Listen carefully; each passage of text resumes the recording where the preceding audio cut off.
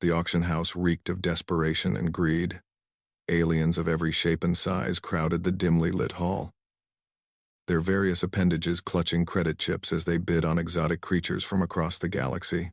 In the smallest cage at the very back, a dragon barely the size of a house cat lay curled in a ball, its scales dull and lifeless. Lot 347, the auctioneer's voice boomed through the translator implants. One dragon hatchling, species unknown, planet of origin classified as destroyed. Starting bid at 50 credits. Nobody raised their hand. The auctioneer's 4 eyes blinked in sequence, a sign of irritation among his species. 40 credits? Still nothing. A few buyers laughed. Dragons were supposed to be mighty beasts, capable of destroying entire fleets. This pathetic creature looked like it would die before the week was out. 10 credits? The auctioneer's voice cracked with frustration. Surely someone wants a dragon for their collection? In the corner of the room, a small figure shifted. She was young, maybe 16 Earth years, with dark hair tied back in a practical ponytail. Her worn jumpsuit marked her as crew from one of the human vessels docked at the station. Humans were still new to the galactic community, having only discovered faster-than-light travel a decade ago. Most aliens considered them primitive, barely worth noticing. The girl stepped forward, pulling out a credit chip. "I'll take it." The entire room turned to stare. The Vorthan merchant next to her sneered, his tentacles writhing with amusement. What does a human child want with a dying dragon? She ignored him, walking straight to the auctioneer's podium. 10 credits, right? The auctioneer nodded eagerly, practically throwing the ownership papers at her. "Sold. Please remove your purchase immediately." As she approached the cage, the dragon lifted its head slightly. Its eyes were clouded with pain and hunger, but there was something else there too. Intelligence. It watched her with an intensity that made her pause. "Hey there," she whispered, kneeling beside the cage. "I'm Maya. Looks like we're both outcasts here." The dragon made a sound, somewhere between a chirp and a wheeze. Up close, she could see its ribs through its scales, the way its wings hung limp at its sides. The other buyers were already moving on to the next lot, dismissing both human and dragon as worthless. Maya carefully opened the cage and reached inside. The dragon didn't resist as she lifted it gently, cradling it against her chest. It weighed almost nothing, its body burning with fever. "Don't worry," she murmured as she headed for the exit. "I've got you now." Outside the auction house, the station's artificial lights cast harsh shadows on the metal walkways. Maya hurried toward the human section, ignoring the stares and whispers that followed her. A Krellian diplomat actually stopped mid-conversation to point at the dragon in her arms. "Foolish human," he called out. "That creature is dying. You wasted your credits." Maya paused, turning to face him with a determination that seemed too large for her small frame. "Maybe. Or maybe you just don't know how to look after dragons." The Krellian scales flushed purple with indignation, but Maya was already walking away. She had work to do. Her quarters on the cargo ship Perseverance were cramped but private. As the youngest crew member, she got the smallest room, barely larger than a closet. But it was hers, and now it was the dragon's too. She laid the creature on her bunk, finally getting a good look at it in proper light. Its scales should have been iridescent, but starvation and neglect had turned them gray. One wing was clearly broken, and there were scars along its spine that looked suspiciously like electrical burns. "What did they do to you?" Maya whispered, her hands hovering over the injuries. The dragon's eyes followed her movements, alert despite its weakness. When she reached for her medkit, it tensed. "It's okay," she soothed. "I'm going to help. But first, we need to figure out what you eat." This was the problem with unknown species. The dragon's planet was gone, its people extinct. There were no records of their diet, their biology, their needs. Maya pulled up her datapad, searching through what little information existed about dragons in general. Most were carnivores. Some ate specific minerals. A few species from the outer rim supposedly fed on energy itself. Without knowing which type this dragon was, she could easily poison it by giving it the wrong food. The dragon made that chirping sound again, weaker this time. Its eyes were starting to close. "No, no, stay with me," Maya urged, gently stroking its head. The scales were surprisingly warm under her fingers. "We'll figure this out together." She tried everything over the next few hours. Protein paste was rejected with a weak turn of the head. Water was accepted in tiny amounts. Various minerals from the ship's stores were sniffed but ignored. The dragon grew weaker with each passing moment. Desperate, Maya did something the other crew members would have called crazy. She pricked her finger with a medical needle, letting a drop of blood fall near the dragon's mouth. The effect was instantaneous. The dragon's nostrils flared, its eyes snapping open with sudden alertness. A tiny tongue flicked out. Tasting the blood, Maya's heart raced. Blood drinkers were rare in the galaxy, and most were considered dangerous parasites.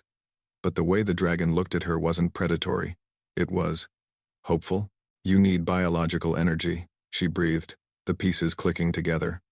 Not just meat or blood, but life force itself.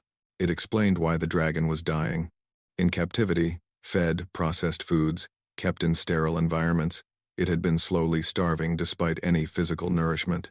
It needed connection, energy transfer, the spark of life that flowed between living beings. Maya made a decision that would have horrified any xenobiologist. She gathered the dragon into her lap, placed her hand over its chest, and opened herself to it. Not her blood, but her energy, her life force, flowing between them like an invisible current. The dragon shuddered, its entire body going rigid. For a terrifying moment, Maya thought she'd killed it. Then warmth flooded through their connection, a two-way flow that made her gasp. The dragon wasn't just taking energy, it was sharing its own, creating a circuit between them. Colors exploded across the dragon's scales, shifting from gray to deep purple to brilliant gold. Its wings unfurled slightly, the broken one already beginning to heal. But more than physical changes, Maya felt something else: understanding, gratitude, and underneath it all, power. Incredible, ancient power that had been dormant until now. When the energy transfer finally slowed, both of them were panting. The dragon looked up at her with eyes that now sparkled like stars, intelligence and awareness clear in their depths. "Hello," Maya whispered. And for the first time, she felt an answer in her mind. Not words, but emotions and concepts flowing through their new bond. The dragon had a name, she realized. Something unpronounceable in human language. But she could approximate it. "Zareth," she said aloud, and the dragon trilled in approval. Over the following days, their bond deepened. Zareth grew stronger with each energy exchange, and Maya discovered she did too. Her reflexes sharpened, her stamina increased. She could sense things before they happened, like when a cargo container was about to shift or when another crew member was approaching her quarters. The other humans on the ship were suspicious at first. Captain Torres especially had strong words about keeping alien creatures as pets. But when Zareth helped Maya spot a critical hull breach before the sensors detected it, attitudes began to shift. "How did you know?" the chief engineer demanded after they'd prevented what could have been a catastrophic decompression event. Maya exchanged a glance with Zareth, who was now the size of a small dog and perched on her shoulder. "We just felt it." Word spread through the human fleet. The girl who'd bought a dying dragon for 10 credits. The impossible bond between human and alien. The growing abilities that both seemed to be developing. Other species took notice too, but for different reasons. The Galactic Council had strict laws about certain types of symbiotic relationships. Some species were banned from bonding with others because the resulting combination was deemed too dangerous. Dragons were at the top of that list. "You must terminate the creature," the Vorthan ambassador informed Captain Torres during a diplomatic meeting. "The bonding of dragons with other species is forbidden for good reason. They become too powerful, too unpredictable." Torres crossed his arms, a gesture the Vorthan had learned meant human stubbornness. "Maya and her dragon haven't hurt anyone. In fact, they've helped save lives. For now." The Vorthan's tentacles writhed in agitation. "But you don't understand what dragons truly are. Why do you think their planet was destroyed? They were weapons, created by the ancients for a war that nearly tore the galaxy apart. When that war ended, the dragons were supposed to be eliminated. This one must have escaped somehow. All the more reason to protect it," Torres replied. "It's not responsible for what its species was created for." The Vorthan leaned forward, his voice dropping to a whisper. "You humans don't understand. A bonded dragon doesn't just share energy. It shares knowledge, abilities, power. That young human will become something beyond either species.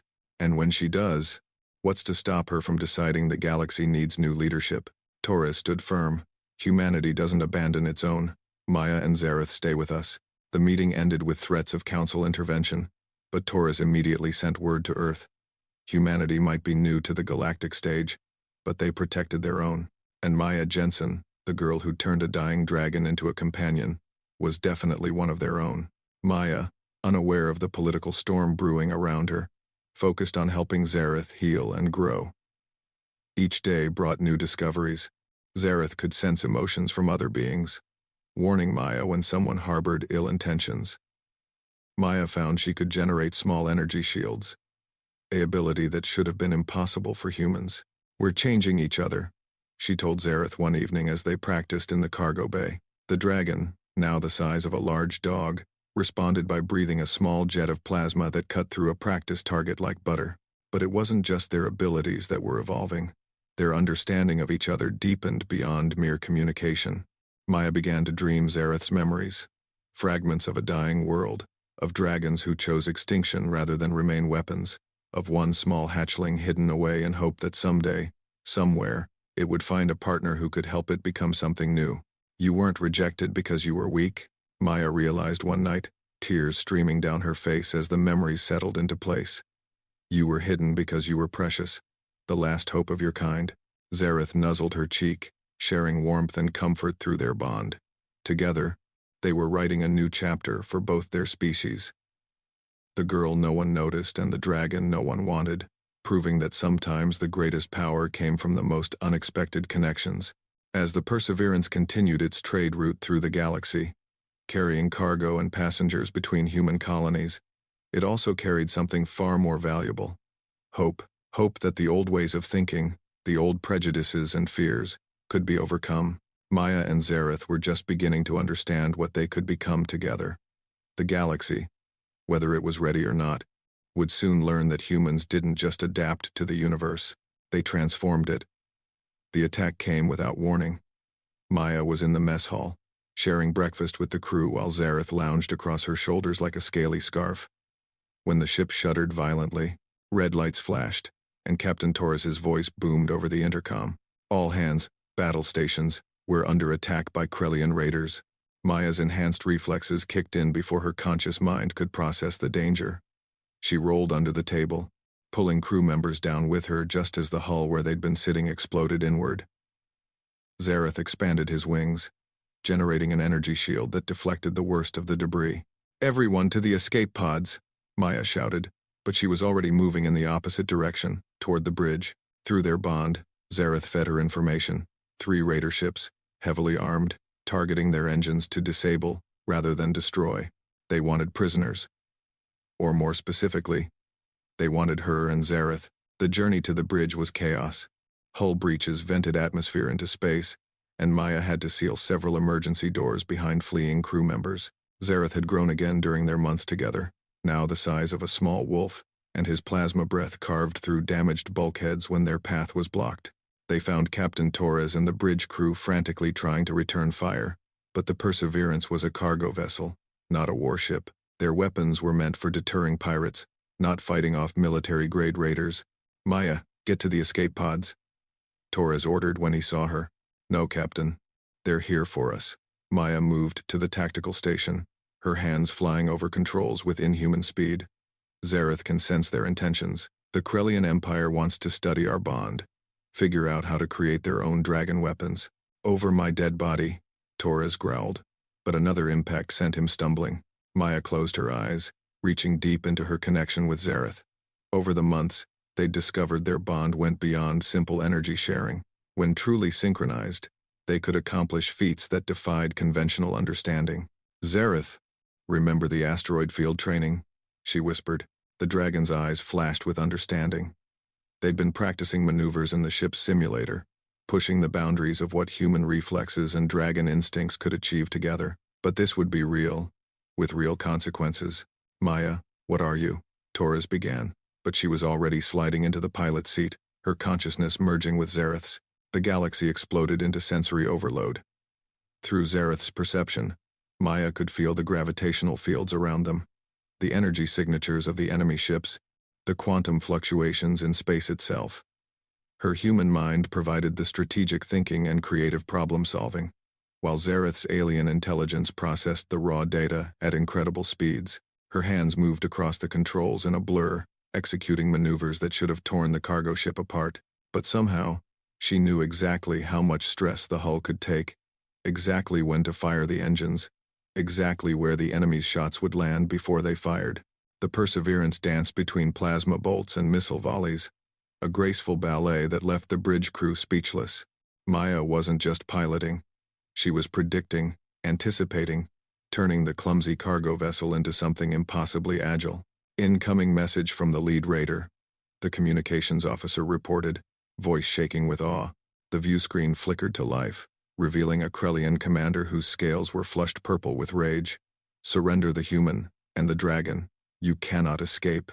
Maya's hands never stopped moving as she replied, her voice carrying an otherworldly resonance. You want to see what a human-dragon bond can do? Let me show you. She dove the Perseverance straight at the lead raider, an apparent suicide run that made even Torres gasp. But at the last possible second, she fired the cargo release. Tons of industrial equipment scattered into space, and Maya wove between them like threading a needle. The raider, trying to follow, slammed into a massive mining processor. The explosion lit up space like a miniature sun. 2 more. Zareth's thoughts whispered in her mind, along with a sensation she was beginning to recognize.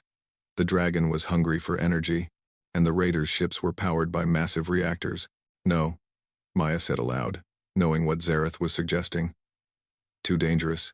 But the remaining raiders were adapting, spreading out to bracket the Perseverance. Soon, their luck would run out. Maya felt Zareth's certainty through their bond. They could do this. Together, they were capable of things neither species had imagined. Captain, Maya said without turning from the controls, I need you to trust me. Order everyone to the center of the ship, away from the hull. Torres hesitated only a moment before hitting the ship-wide intercom. Something in Maya's voice, in the way she and Zareth moved in perfect synchronization, told him this was beyond normal human capability. As the crew scrambled to comply, Maya felt Zareth's power building. The dragon had grown again during the battle, stress-triggered evolution accelerating his development. He was now almost the size of a human adult, his scales shimmering with patterns that seemed to bend light around them. Energy shield on my mark, Maya whispered. Everything you've got. She aimed the Perseverance directly between the 2 remaining raiders, engines at full burn. The enemy ships, confident in their superior firepower, moved to flank them. Now, Zareth roared, a sound that somehow carried through the vacuum of space. Energy erupted from his form. Not just a shield, but a sphere of pure force that expanded outward from the Perseverance. Maya channeled her own life force into the effort, their combined power creating something unprecedented. The sphere hit both raider ships simultaneously. But instead of destroying them, it did something far more elegant. It drained them, every joule of energy in their systems, from their reactors to their life support to the bioelectricity in their crew's bodies, was pulled into Zareth's sphere and absorbed. The raiders went dark, their crews unconscious but alive, their ships dead in space, and Maya and Zareth blazed with power, so much that the Perseverance's lights flickered from the electromagnetic interference. By the stars, someone whispered on the bridge. What are you? Maya turned, her eyes glowing with residual energy. Zareth wrapped around her like living armor. We're partners, and we're learning. The aftermath was swift and complicated. The human fleet sent rescue ships for both the Perseverance and the disabled raiders. The Krellian Empire, furious at the loss of their ships but unable to deny that their crews had been spared when Maya could have killed them all, demanded answers. The Galactic Council called an emergency session. Maya found herself standing in the Grand Assembly Hall on Nexus Station, the de facto capital of civilized space. Representatives from 100 species filled the tiered chambers. All eyes on the young human and the dragon that now stood as tall as her shoulder. Maya Jensen of Earth, the Council Primarch's voice echoed through the hall. You stand accused of harboring a weapon of mass destruction and forming an illegal symbiotic bond. How do you answer? Maya straightened, feeling Zareth's support through their connection. I answer that Zareth is not a weapon. He's a person. We both are. And our bond isn't illegal, it's evolutionary. Murmurs rippled through the assembly. The Vorthon ambassador slithered forward. The human speaks of evolution as if she understands it. Dragons were engineered to be weapons. Their bonds were designed to create super soldiers for a war that nearly destroyed us all. Maya agreed, surprising everyone. Past tense. But Zareth isn't one of those dragons. He's something new. We're something new, and we chose each other not for war, but for understanding. She felt Zareth's agreement and stepped aside, allowing the dragon to move forward. When he spoke, it wasn't with sound but directly into the minds of everyone present, his mental voice carrying the weight of ancient memory and fresh hope. I am the last of my kind, Zareth said, his words painting images in their minds. My people chose extinction rather than remain weapons, but my egg was hidden, saved, with the hope that one day I would find a partner who could help me become what we were meant to be before the wars. Maya gave me that chance. She didn't seek power or control. She offered friendship to a dying creature everyone else had abandoned. The assembly sat in stunned silence. Dragons that could communicate telepathically were legends, stories from before the Great War. Yet here was proof, speaking to them with eloquence and emotion. The old dragons were weapons because they were forced into bonds, Maya continued. Controlled, enslaved, turned into tools. But Zareth and I chose each other freely. Our bond isn't about domination. It's about mutual growth. We make each other better. The Krellian commander who'd attacked them stood suddenly. Better? You disabled 3 warships. If you can do that now, what happens as this bond grows stronger? We defended ourselves, Maya replied firmly. And we didn't kill anyone, even though you were trying to capture us. That's what our bond gives us. Not just power, but wisdom to use it responsibly. Days of debate followed. Some species called for Maya and Zareth to be separated immediately. Others, particularly the newer races who'd suffered under the established powers, argued for their freedom. The humans, led by a fierce delegation from Earth, made it clear that any attempt to harm Maya would be considered an act of war. Finally, the Primarch called for order. The Council has reached a decision. Maya, Jensen, and Zareth, your bond is unprecedented. It represents either the greatest hope or the greatest threat our galaxy has seen in millennia. Therefore, you will be given a choice. The entire assembly held its breath. Submit to Council oversight, with monthly evaluations and restrictions on your movements, or accept exile to the frontier, where Council law holds no sway. Maya felt anger surge through her, but Zareth's calm tempered it. They had expected this, fear disguised as prudence, control masquerading as concern. There's a third option, Maya said, her voice carrying clearly through the chamber. We prove ourselves. Give us a task, something the Council has failed to accomplish. Let us show that human-dragon cooperation can benefit everyone, not threaten them. The Primarch's 6 eyes blinked in sequence, a sign of deep thought. And what task would you propose? Maya smiled, feeling Zareth's approval. They discussed this possibility during the long journey to Nexus Station. The Void Plague, 3 systems on the edge of Council space, quarantined for 50 years because nothing can stop the energy parasites, thousands of colonists trapped, slowly dying. Send us there. Let us try to help. Gasps echoed through the chamber. The Void Plague was considered incurable, an energy-based life form that drained power from everything. Ships, stations, even living beings. The quarantine was the only thing preventing its spread. That's suicide. The Vorthon ambassador protested.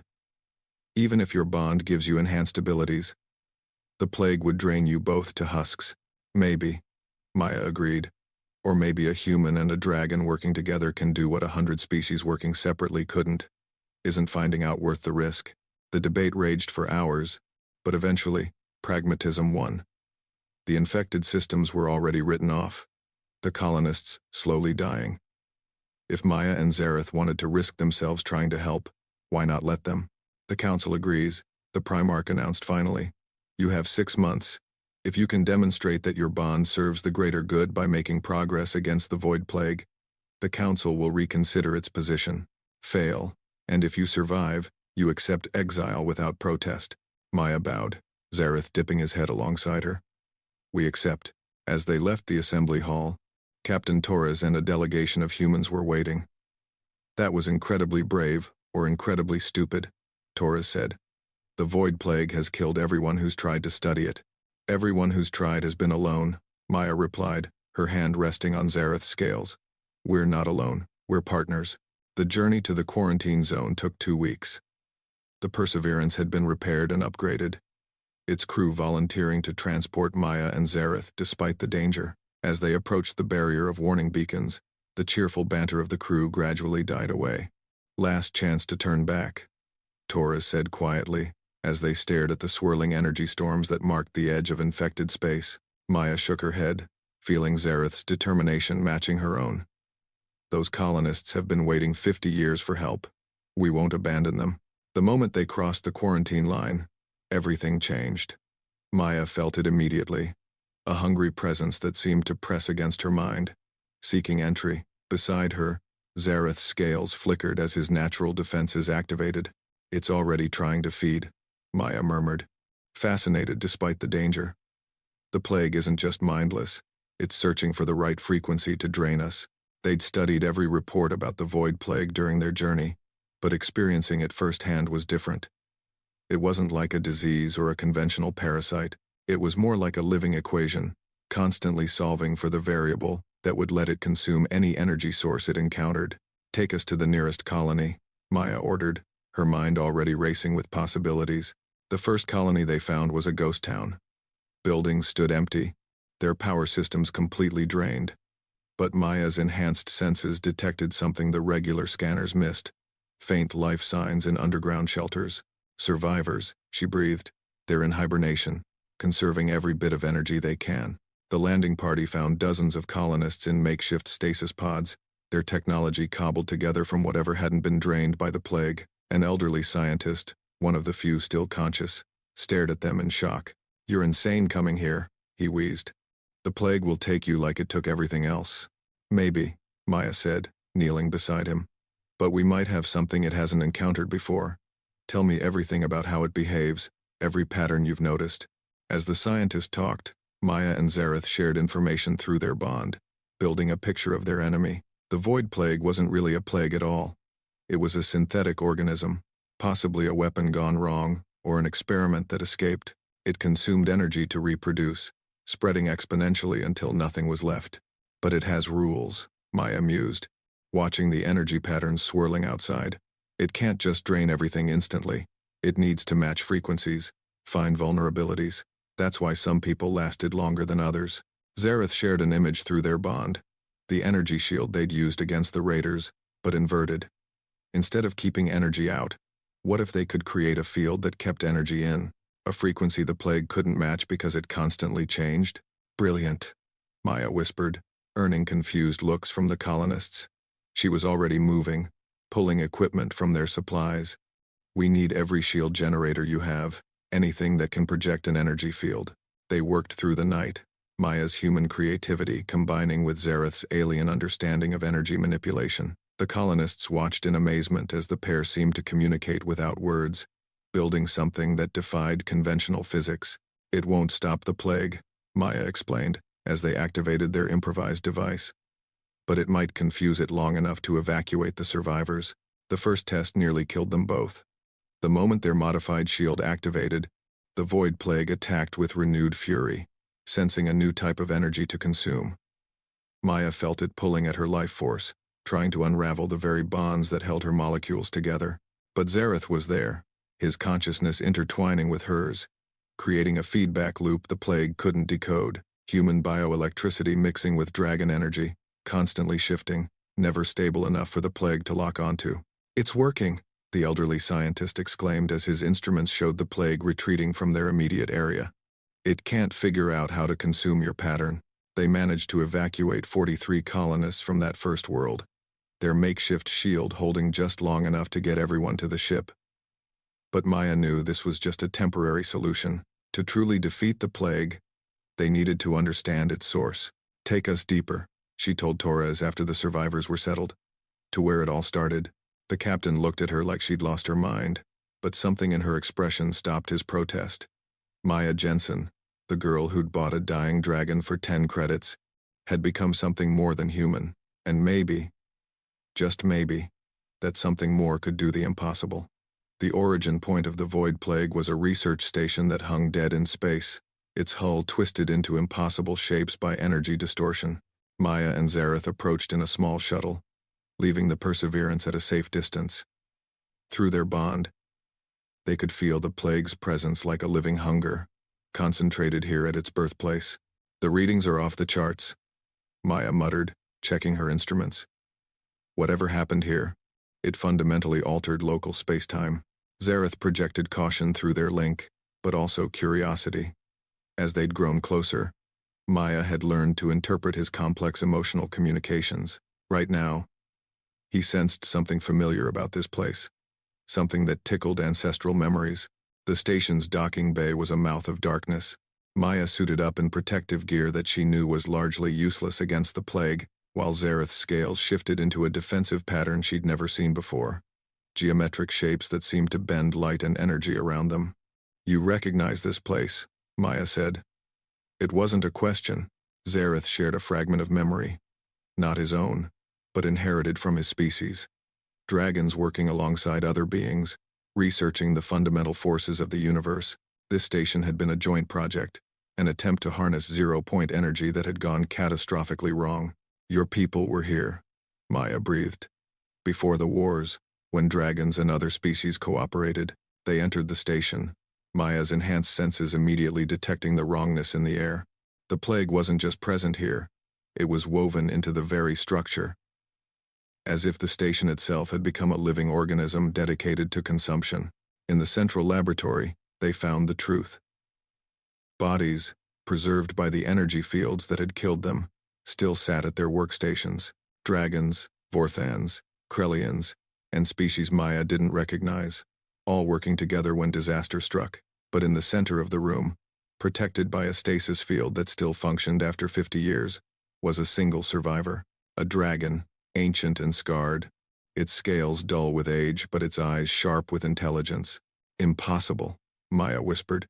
But Zareth was already moving forward, his mental voice reaching out to his elder. The old dragon's response was weak but clear. "Young one, you found a partner. Good. You will need each other for what comes next." Maya helped lower the stasis field, her energy mixing with Zareth's to keep the plague at bay. The ancient dragon, who introduced himself as Vyth, was dying, kept alive only by sheer will and the need to pass on crucial information. "We tried to create infinite energy," Vyth explained, his mental voice painting images of their research. "Dragons and partners working together, just as you do now.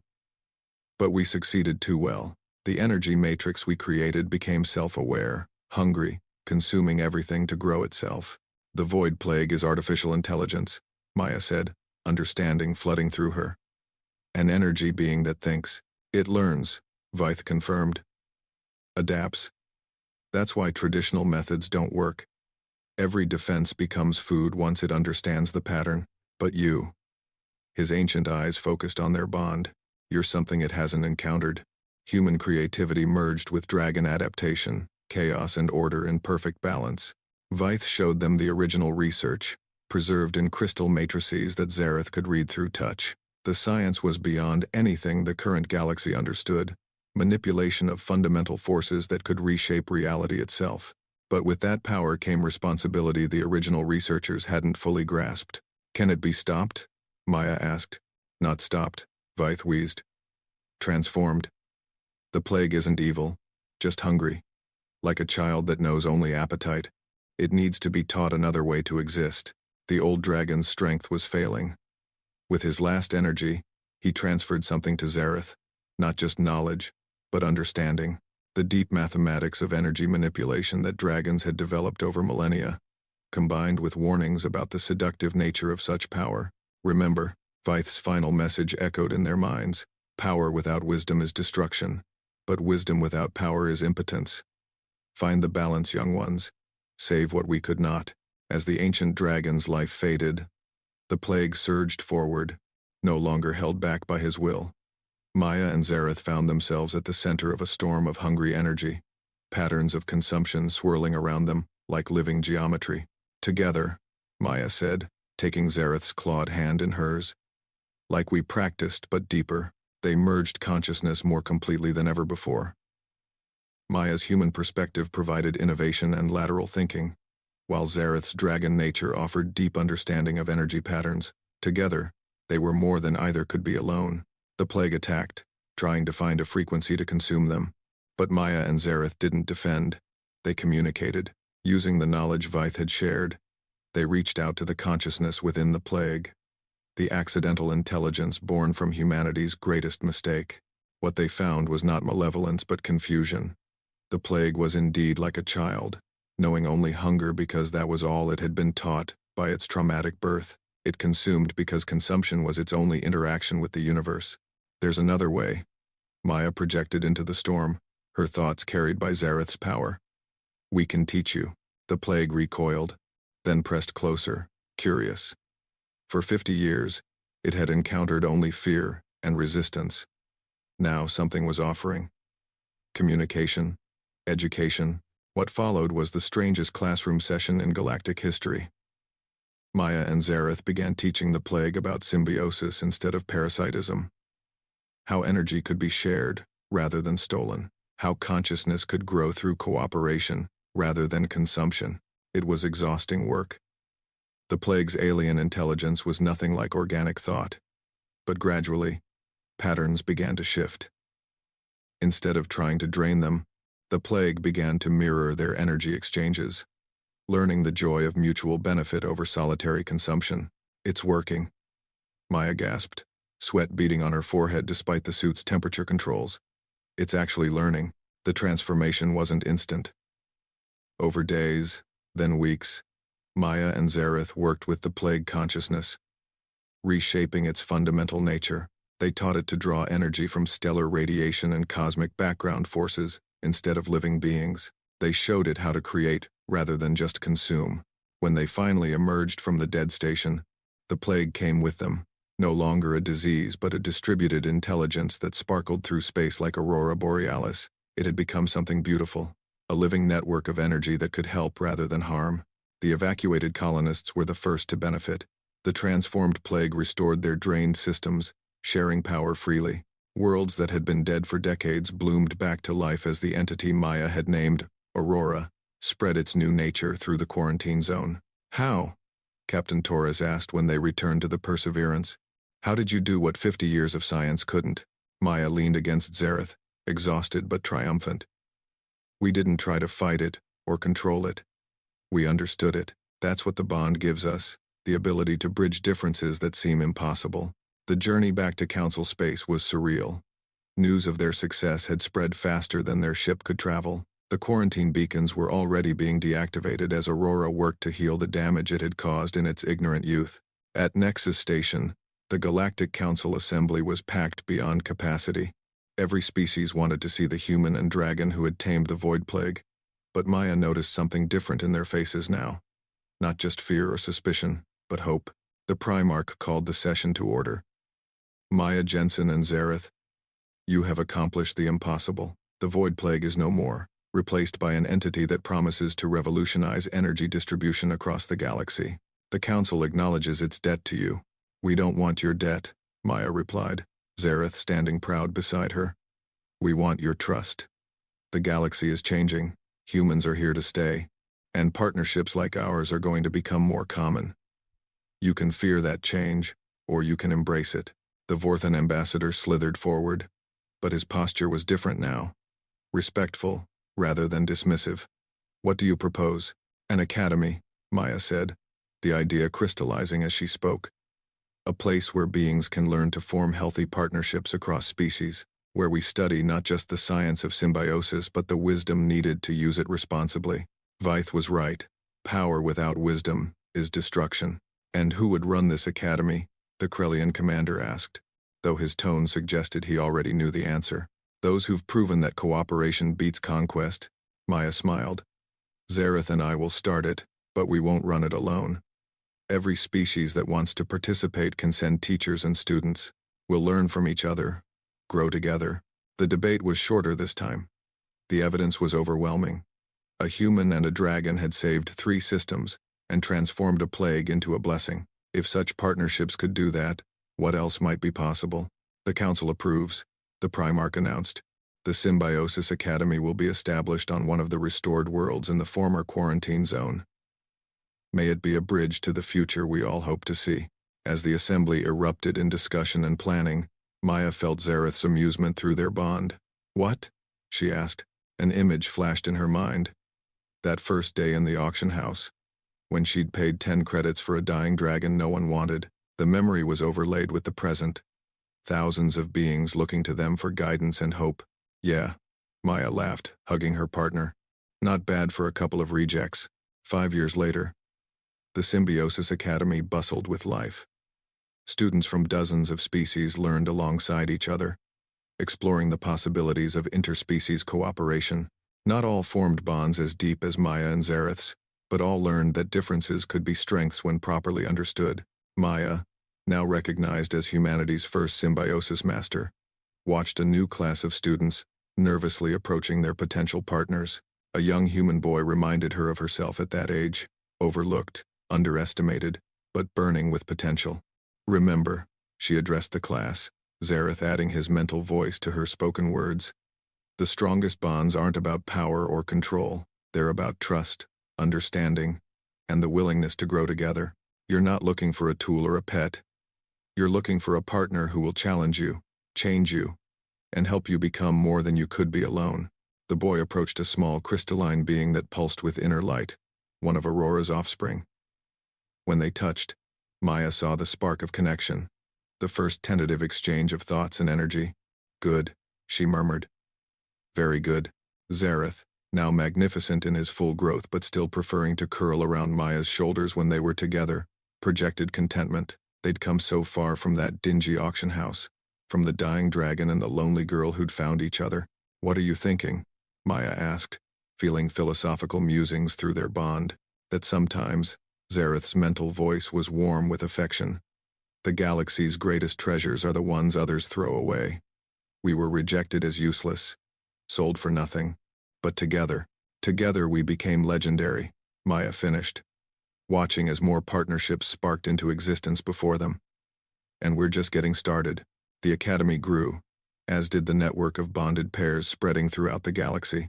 Some partnerships focused on exploration, others on healing, still others on defense or research. Each was unique, shaped by the individuals who formed them, but all traced their inspiration back to a moment of compassion in an auction house, when a human girl saw not a dying creature but a friend in need, and a dragon recognized not a weak species but a partner with unlimited potential. The galaxy had learned an important lesson. Sometimes the most powerful force in the universe isn't strength or technology, or ancient weapons. Sometimes it's as simple as 2 outcasts choosing to trust each other, and in doing so, showing everyone else what's possible when we embrace our differences instead of fearing them. Maya and Zareth's story spread through human space and beyond, inspiring countless others to look past surface judgments and see the potential in unexpected places. The girl who'd been nobody and the dragon labeled as useless had become symbols of hope for anyone who'd ever been overlooked or abandoned.